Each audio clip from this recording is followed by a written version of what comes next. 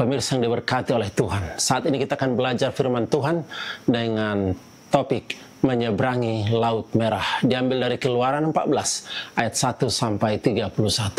Saudara yang diberkati oleh Tuhan, peristiwa penyeberangan Laut Merah adalah titik puncak pembebasan Israel dari perbudakan Mesir.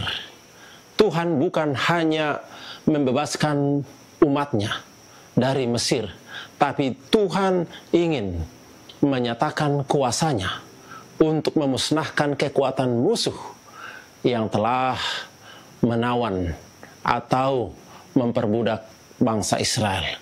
Saudara yang dikasihi Tuhan, peristiwa ini menjadi simbol keselamatan dan kemenangan melalui kuasa Tuhan yang sungguh luar biasa bagi umatnya. Saudara yang pemirsa yang diberkati oleh Tuhan, menyeberangi Laut Merah, di sini adalah perintah Tuhan. Tuhan memerintahkan Israel berkemah di tepi laut. Walau secara strategi terlihat seperti jalan buntu, Keluaran 14 ayat 1 sampai 4. Kemudian di sini terlihat rencana Allah. Situasi ini dipakai untuk memuliakan namanya dan menghancurkan kekuatan Firaun. Bagaimana reaksi umatnya? Israel takut dan bersungut-sungut. Ayat 10 sampai 12. Tetapi Musa menguatkan iman mereka dan berkata, Tuhan akan berperang untuk kamu. Ayat 13 sampai 14. Apa yang terjadi? Mujizat terjadi. Laut terbelah oleh tiupan angin timur semalam suntuk.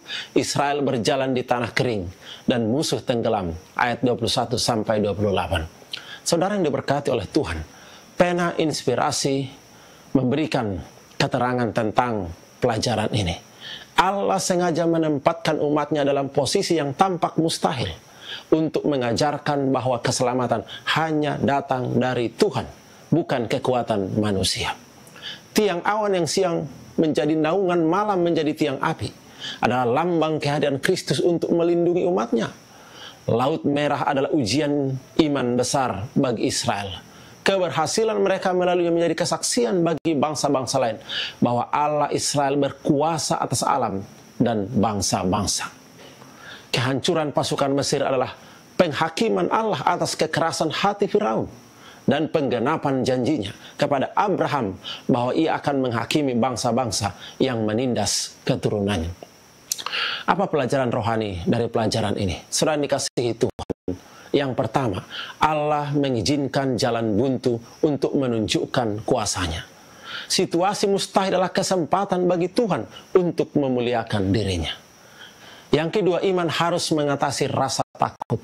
Seperti Musa, kita dipanggil untuk memandang kepada Allah, bukan kepada masalah. Yang ketiga, kehadiran Tuhan menuntun dan melindungi awan dan tiang api melambangkan pemeliharaan Kristus setiap saat dalam kehidupan kita. Saudara dikasihi Tuhan, yang keempat, keselamatan adalah karya Allah yang sepenuhnya. Israel tidak menyelamatkan diri. Tuhan yang berperang dan memberikan kemenangan. Yang kelima, kemenangan umat Tuhan menginspirasi dunia.